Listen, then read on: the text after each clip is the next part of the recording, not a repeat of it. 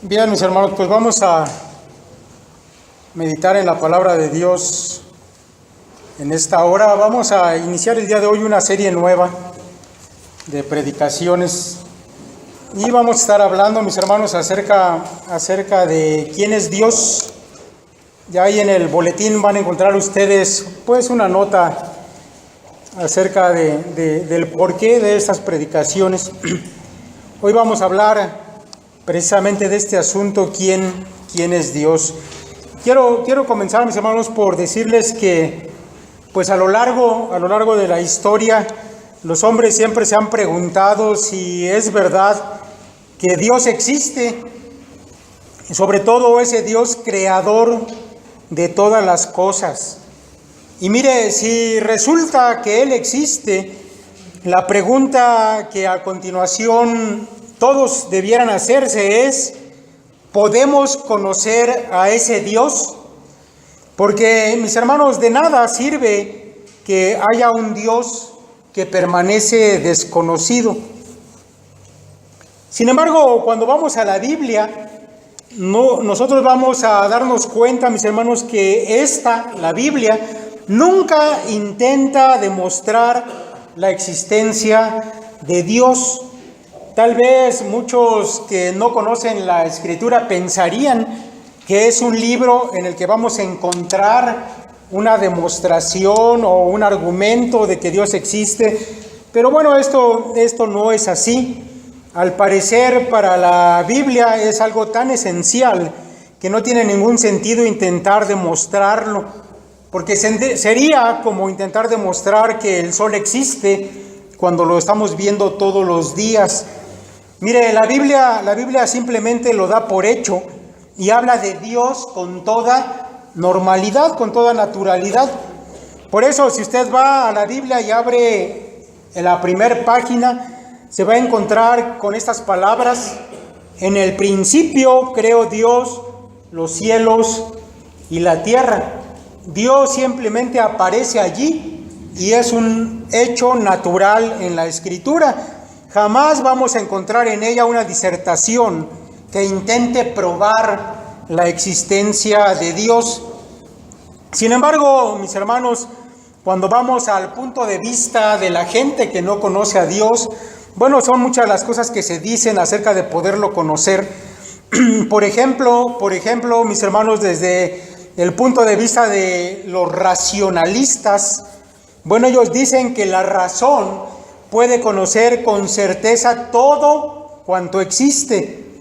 La razón, dicen ellos, tiene la capacidad de penetrar en toda realidad, incluyendo a Dios, si es que este es una realidad. Con lo cual, mis hermanos, la ausencia de misterios acerca de Dios, pues terminaría, y esto pondría fin a la trascendencia de Dios.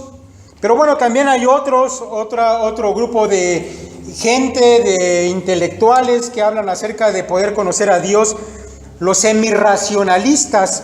Ellos dicen que todo puede llegar a conocerse excepto los misterios de Dios. Sin embargo, dicen ellos, si Dios decidiera revelar un misterio acerca de sí mismo, entonces la razón humana puede llegar a entenderlo por completo.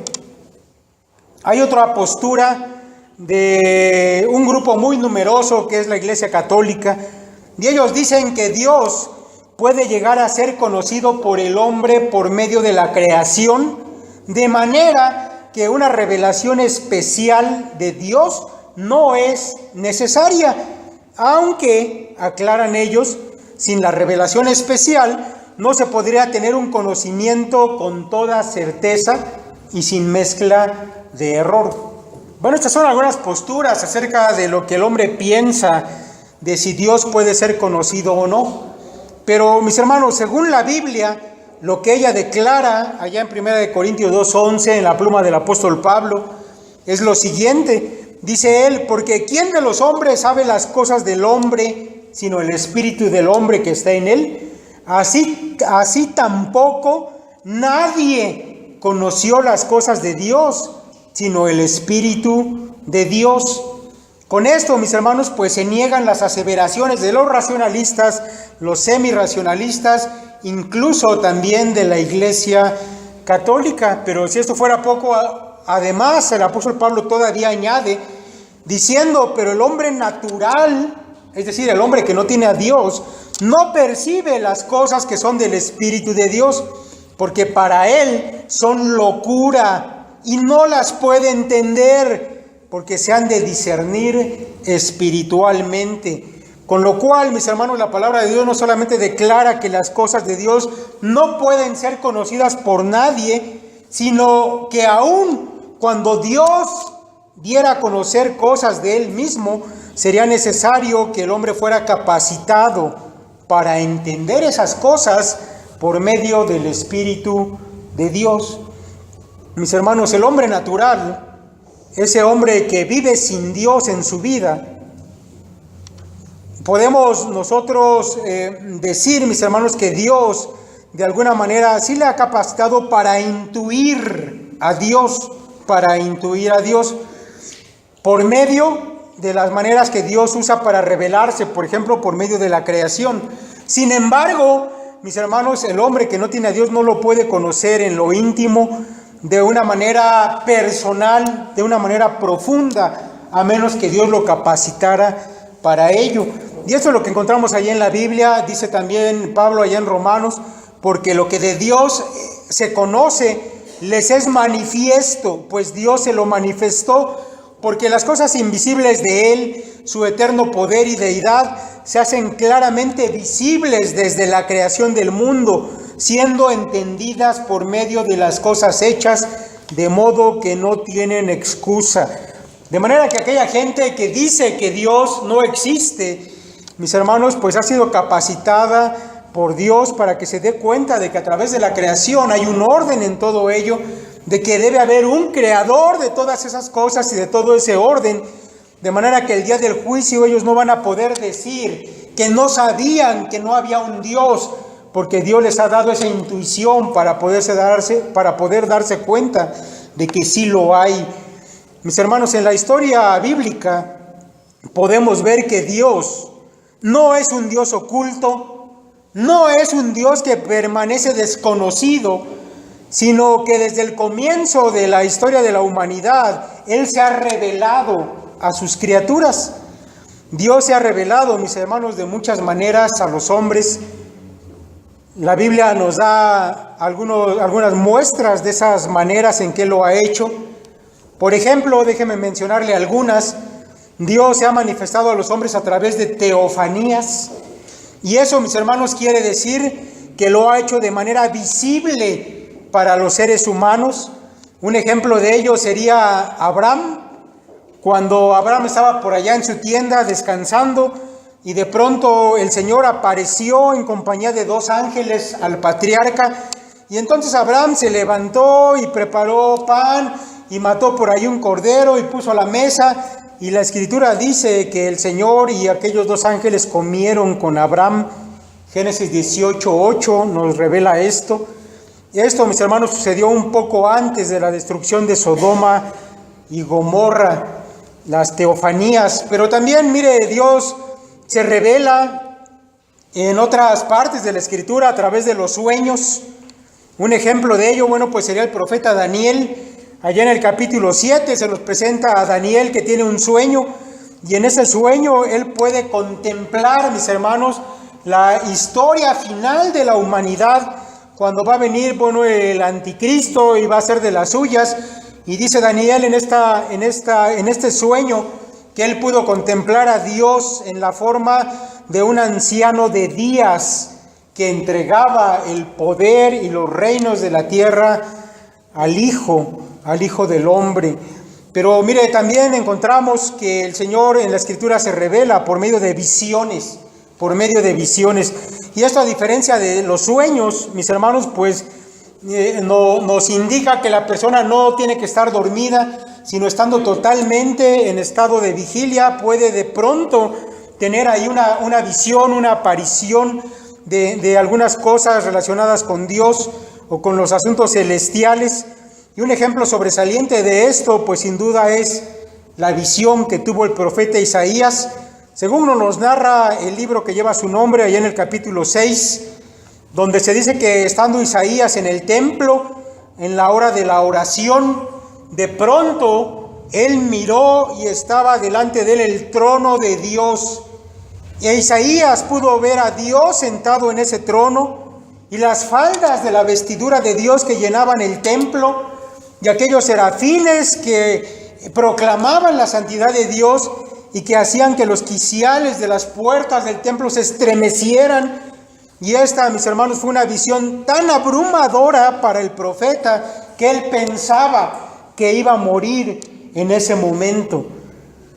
Por el apóstol Juan, nosotros sabemos que aquel a quien Isaías vio no era otro más que el Hijo de Dios. Juan 12:41 declara, hablando de Jesús: Isaías dijo esto cuando vio su gloria y habló acerca de él. Pero, mis hermanos, Dios también se ha manifestado de forma escrita en lo que nosotros llamamos pues la Biblia, ese Antiguo y Nuevo Testamento que tenemos allá al alcance de nuestra mano y que es una forma de revelación muy importante a través de la cual nosotros podemos conocer a Dios. Y finalmente, mis hermanos, la más grande revelación, la más importante de todas, que es la encarnación del Hijo de Dios, según nos lo revela Hebreos 1:1, es la forma final de la revelación de Dios a los hombres, mis hermanos, y es lo más extraordinario. Ese Jesús histórico, del cual todo historiador serio puede dar testimonio de que es un hecho real. Jesús existió, es un personaje de la historia y esto no puede ser negado. Es la manera más extraordinaria en que Dios se ha revelado a la humanidad. Ahora, mis hermanos, sabiendo todo esto, podemos decir que a pesar de ello, a pesar de toda esta revelación, sin embargo, el ser humano no puede dar una definición de lo que es Dios. La mente humana no puede crear, no puede concebir una definición de lo que es Dios. Mire, de hecho, la palabra definir, que es una palabra que proviene del latín, significa establecer los precisos límites. Así se puede traducir. Por lo tanto, mis hermanos, solamente se puede dar una definición propia cuando se puede clasificar algo con precisión dentro de un determinado género y especie mediante una característica que lo diferencie de los demás. Pero cuando estamos hablando de Dios, bueno, pues Él es un ser puro, sumo, trascendente, que está por encima de géneros, de especies, de diferencias, puesto, mis hermanos, puesto que el ser de Dios abarca en sí mismo todas las perfecciones del ser. Por esa razón es que, mis hermanos, la Biblia no nos da ninguna definición de Dios, sino solamente algunas descripciones de lo que Él es. Por ejemplo, la Biblia nos dice que Dios es luz, primera de Juan 1:5. También nos dice que Dios es amor, primera de Juan 4:8 y 16. Nos dice que Dios es espíritu, según las mismas palabras de Jesucristo a la samaritana allá en Juan 4:24. También la Escritura nos dice, y esto es algo muy importante, que Dios es santo, santo, santo. Allá el libro de Isaías, en esa aparición, en esa visión que tuvo, Isaías 6:3, Dios es santo.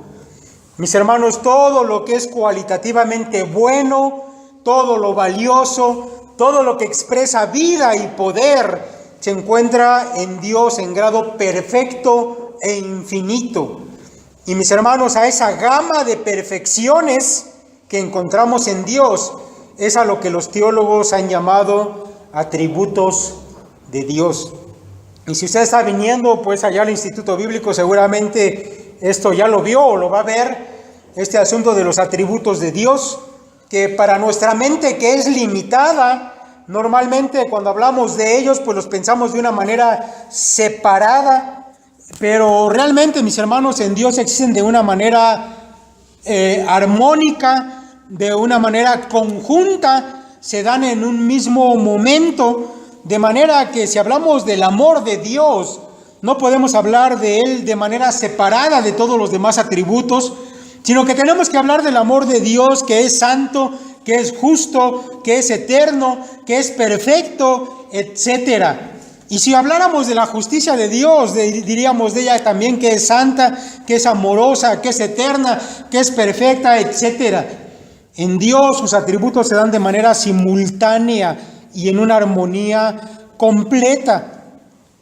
Ahora, mis hermanos, volviendo un poco a este asunto de conocer a Dios, después de haber dicho muchas cosas acerca de Él, volviendo un poco a ese asunto de si Dios se puede conocer, vayamos un poco al contexto judío. Y yo quiero decirle que, para los judíos, ese pueblo a quien Dios se reveló de una manera muy especial, una persona, y Dios es una persona se conoce y se identifica por medio de su nombre, hasta el punto de que el nombre llega a sustituir a la persona. Déjeme darle un ejemplo de eso. Allá en Filipenses capítulo 2, el apóstol Pablo dice lo siguiente: por lo cual Dios también le exaltó hasta lo sumo y le dio un nombre que es sobre todo nombre, para que en el nombre de Jesús se doble toda rodilla de los que están en los cielos y en la tierra y debajo de la tierra. Ahora, ¿se da usted cuenta? Aquí el apóstol Pablo dice que delante del nombre de Jesús se doblará toda rodilla, y cuando él dice el nombre, lo que realmente está diciendo es la persona de Cristo, mis hermanos, de manera que el nombre es equivalente a lo que la persona es. Por eso, cuando se trata de hablar de lo que Dios es, tal vez el texto más apropiado de todos sea el que encontramos en Éxodo capítulo 3, en los versículos 13 y 14. Porque allí vamos a encontrar a Dios mismo dándose a conocer por lo más cercano a un nombre que podamos encontrar. Permítame leer estos versículos y después los vamos a explicar. Dice allá Éxodo 3, 13 y 14, dijo Moisés a Dios: he aquí que llego yo a los hijos de Israel y les digo: el Dios de nuestros padres me ha enviado a vosotros. Si ellos me preguntaren cuál es su nombre, ¿qué les responderé? Y respondió Dios a Moisés: yo soy el que soy. Y dijo: así dirás a los hijos de Israel: yo soy, me envió a vosotros. Mis hermanos, si analizamos brevemente estos versos, vamos a notar que el pueblo judío ya conocía a Jehová. Por eso Moisés habla del Dios de vuestros padres, porque sabemos que los patriarcas ya habían conocido a Dios bastante bien. Así que el pueblo ya sabía quién era Dios. Por eso la pregunta de Moisés no es ¿quién eres? O ¿qué clase de Dios eres? Sino ¿cuál es tu nombre? Y eso, mis hermanos, equivale a preguntar por las cualidades de la persona de Dios. ¿Se acuerdan lo que acabo de decir del nombre? Así que la pregunta de Moisés equivaldría a preguntar ¿cuáles son las características de ese Dios que nos quiere rescatar? Y eso hace alusión a por qué Dios se interesaba en ellos. Y si así fuera, ¿realmente Él podría rescatarlos? Están preguntando por las cualidades de la persona de Dios. Por eso, mis hermanos, la respuesta del Señor es: yo soy el que soy. Así dirás a los hijos de Israel: yo soy, me envió a vosotros. Y el verso siguiente añade: además dijo Dios a Moisés: así dirás a los hijos de Israel: Jehová, el Dios de vuestros padres, el Dios de Abraham, el Dios de Isaac, el Dios de Jacob, me ha enviado a vosotros. Este es mi nombre para siempre, con él se me recordará por todos los siglos. Yo soy el que soy. Eye, Asher, Eye, en el texto hebreo, y que también, mis hermanos, puede traducirse como yo seré el que seré.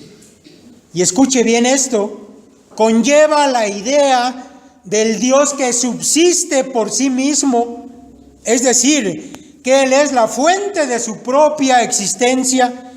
Él no ha surgido a partir de nada ni de nadie, sino que es eterno.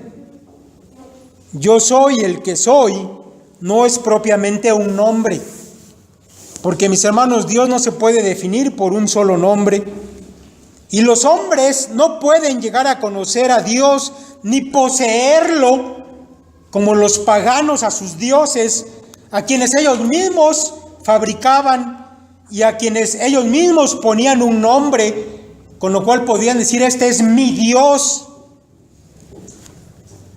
Pero con el Dios verdadero no sucede así. Más bien, mis hermanos, según el contexto de este pasaje, Yahvé contesta la pregunta de Moisés y de los hijos de Israel. El Dios que es eterno, el Dios que no cambia y por lo tanto es fiel, es quien los va a rescatar. Eso sería lo que Moisés debería haber entendido. Por eso, mis hermanos, lo que Dios a continuación dice ahí en el verso 15 cobra todo sentido respecto de la explicación de su nombre. Además, dijo Dios a Moisés: así diréis a los hijos de Israel: Jehová, el Dios de vuestros padres, el Dios de Abraham, el Dios de Isaac, el Dios de Jacob me ha enviado. Lo que el Señor estaba diciendo es ese Dios que apareció a Abraham y lo bendijo, ese Dios que también prosperó a Isaac y a Jacob, no se ha olvidado de ustedes, porque Dios no cambia, Él es eterno y además es inmutable y por lo tanto es fiel. Ese es el tipo de Dios que los va a rescatar de Egipto. Mis hermanos, si tuviéramos que resumir todo esto, y solamente para que vayan quedando los puntos claros, pudiéramos decir, mis hermanos, de este pasaje de Éxodo, primero, que Dios es inalcanzable para nuestra comprensión y no se puede definir con palabras lo que Él es, y solamente vamos a conocer de Él lo que Él mismo quiera dar a conocer. Número 2, aprendemos también que Dios es eterno y que subsiste por sí mismo. En Él está la fuente de la vida y del poder. Y número 3, que Dios es inmutable, Él no cambia y por lo tanto es un Dios fiel. Y esto, mis hermanos, es absolutamente maravilloso, ¿no le parece? Tenemos un Dios completamente diferente a lo que los hombres han llamado sus dioses a lo largo de la historia. Porque nuestro Dios, mis hermanos, no es uno que alguien haya podido inventarse, porque de hecho Él está más allá de nuestras capacidades mentales. Los griegos inventaron dioses que eran tan imperfectos como ellos o peores todavía, sujetos de pasiones, de infidelidades y llenos totalmente de fallas. Otros grupos de hombres se fabricaron dioses de madera, de piedra. Ellos mismos tallaron a sus dioses y después van y se inclinan delante de ellos, aun cuando saben que esos dioses proceden de sus propias manos. Pero nuestro Dios, mis hermanos, no es así. Él es un Dios que está más allá de toda nuestra comprensión mental, totalmente diferente de los dioses fabricados por los hombres. Y cuando, mis hermanos, estoy yo viendo todo esto, no puedo dejar de asombrarme de que siendo Dios todo lo que Él es, cuando Él se da a conocer a los hombres, lo que Él resalta es su fidelidad. Lo que Dios resalta cuando habla con Moisés es su fidelidad. Nuestro Dios, mis hermanos, es un Dios fiel a su propia palabra. Es un Dios fiel a sus propósitos eternos. Por eso, a pesar de lo que nosotros somos como hombres, pecadores, llenos de errores, sin embargo, Él permanece inmutable. Ese pueblo judío al que Dios se reveló en la antigüedad demostró, mis hermanos, ser un pueblo duro de corazón, incrédulo y necio para con su Dios, a pesar de saber quién era Dios. Mis hermanos, por estas situaciones que yo elegí como texto base, el pasaje de Isaías 43, del cual yo quiero tomar la reflexión final de este sermón. No vamos a profundizar mucho, pero sí voy a hacer alusión a él. Isaías 43, que ya leímos, y quiero ponerlo antes de aterrizar todo esto en contexto. Bueno, déjeme decirle que es el reino de Judá a quien Isaías proclamó la palabra de Dios. Y Judá era un pueblo que había, mis hermanos, en estas épocas prosperado. Se había vuelto un poder militar y comercial en ese tiempo. En pocas palabras, podemos decir que les estaba yendo muy bien. En otros tiempos, el pueblo judío había pasado por situaciones difíciles, pero ahora parece que las cosas iban mucho mejor. Sin embargo, mis hermanos, como siempre pasa con los seres humanos, en tiempos de bienestar, su corazón comienza a enfriarse espiritualmente y poco a poco comienzan a olvidarse de ese Dios fiel que en el tiempo pasado se ocupó de ellos. Judá, mis hermanos, había vuelto a ese culto de Dios un asunto frío, un asunto de pura apariencia, y además había estado mezclando el culto del Dios verdadero con religiones paganas. Ahora que ya no tenían necesidad de Dios porque no estaban en apuros, lo habían relegado a un asunto ritual sin importancia. Y eso, mis hermanos, está reflejado a lo largo de este libro de Isaías. Y aunque es un libro que tiene cientos de años, sin embargo, mis hermanos, yo tengo que decir que es un libro actual. ¿Sabe por qué? Porque el corazón de los hombres no cambia con el paso de los años. También hoy en día pasa lo mismo que pasó con Judá en aquellos tiempos. También en nuestra actualidad vienen hombres y mujeres a la iglesia buscando a Dios porque tienen problemas, porque sufren enfermedades, porque quieren rescatar a sus matrimonios, a sus familias, porque necesitan un trabajo, etc. Pero pasa, mis hermanos, que cuando Dios ha entrado en sus vidas, ha aliviado esos problemas y las cosas comienzan a marchar mejor, entonces viene esa indiferencia hacia el Dios que los rescató. ¿Le suena eso? Mis hermanos, eso pasa en la iglesia actual, pero nosotros como pastores de esta iglesia nos hemos dado cuenta que también eso sucede aquí. Una buena parte de esta congregación, hay que decirlo, es indiferente con su Dios. Y su vida espiritual se ha vuelto solo un asunto de un ritual frío, sin mucha importancia. Hoy vine al culto, pero dentro de 8 días no. Y la verdad me da lo mismo. Muchos se excusan diciendo que tenían un compromiso previo, que tienen tarea, que tuvieron que trabajar, que están enfermos, etc. Pero usted sabe que son solamente excusas. La verdad es que Dios ha pasado a un segundo plano en su vida y darle honor a Dios ya no es tan importante para usted. Esto, mis hermanos, por supuesto, va más allá de solamente los cultos y tiene que ver con su vida diaria, donde los ídolos mundanos muchas veces comienzan a volverse parte de esa vida.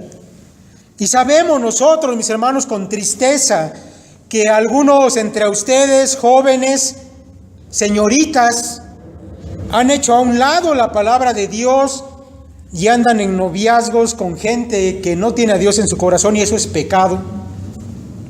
Sabemos que hay adultos que aún fuman, que aún beben.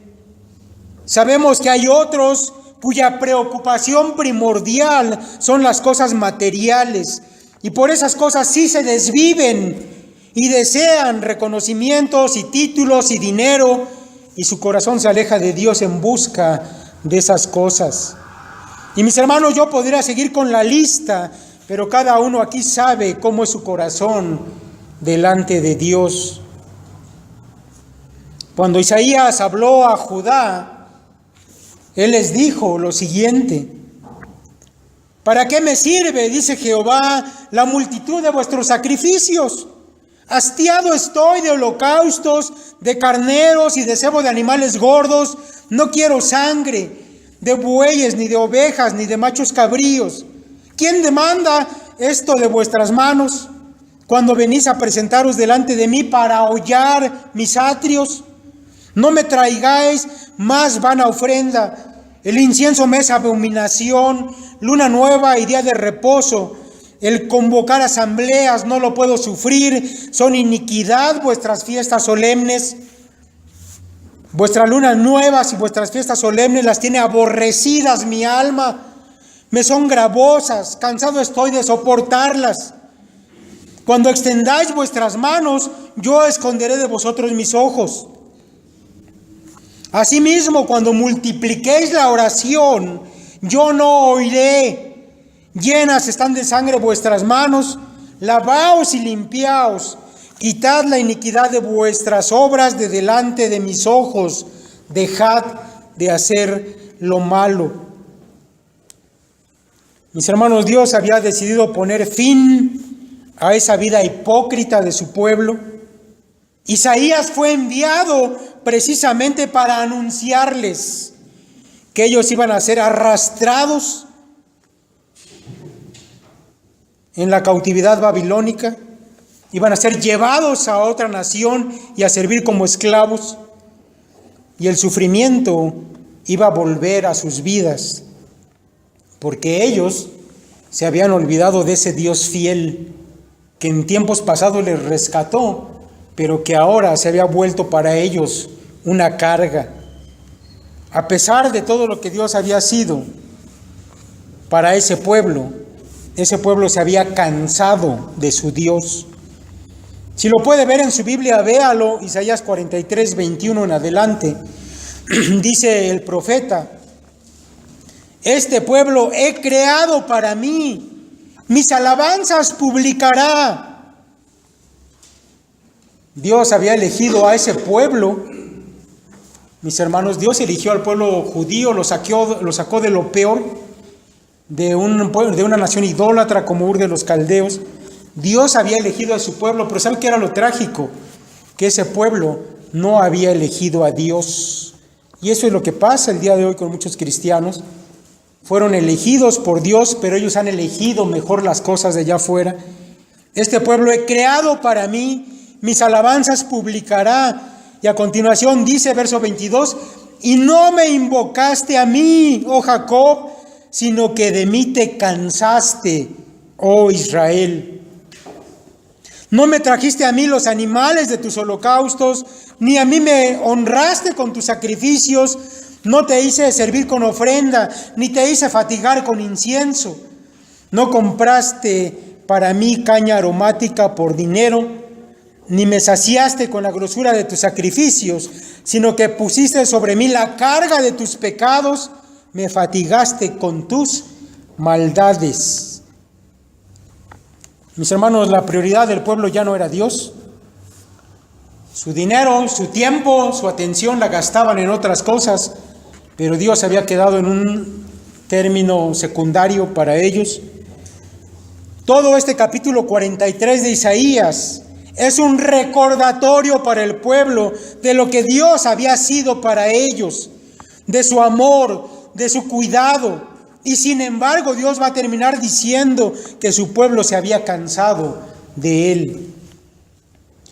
Ahora, todo este capítulo 43, mis hermanos, vamos a encontrar cosas que tal vez usted ya ha escuchado, que a lo mejor algunos de ustedes han tomado estas palabras de Isaías cuando estaban tristes, cuando estaban deprimidos, cuando estaban en medio de problemas. Y entonces Dios era para ustedes esto que voy a leer a continuación. pero tal vez pasó el tiempo y ya no es así.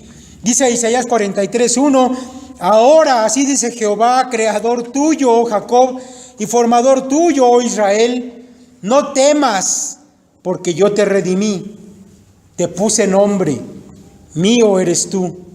Cuando pases por las aguas, yo estaré contigo, y si por los ríos, no te anegarán. Cuando pases por el fuego, no te quemarás, ni la llama arderá en ti. Porque yo, Jehová, Dios tuyo, el Santo de Israel, yo soy tu Salvador. A Egipto he dado por tu rescate, a Etiopía y a Seba por ti, porque a mis ojos fuiste de gran estima. Fuiste honorable y yo te amé. Daré pues hombres por ti y naciones por tu vida. Todos los llamados de mi nombre, para gloria mía los he creado, los formé y los hice. Vosotros sois mis testigos, dice Jehová, y mi siervo que yo escogí, para que me conozcáis y creáis y entendáis que yo mismo soy.